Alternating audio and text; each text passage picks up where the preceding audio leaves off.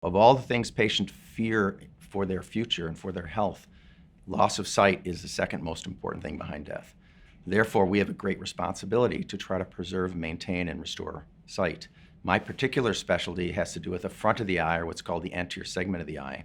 So my specialty is in the cornea, corneal surgery like corneal transplants, and in cataracts, cataract surgery specifically, more complex cataract surgery and complications from cataract surgery. So I get a lot of people referred to me where a cataract surgery may not have gone so well and need a second surgery to repair something. One of the greatest things about ophthalmology, and one of the reasons I think it's the best specialty in all of medicine, with a little bias there obviously, is because we have the ability to restore vision, which is treasured by patients, and the results are usually very quick. We can do something like cataract surgery, and within a day or two, they have retained the level of vision that they desire, and they're back up on their feet fully functioning.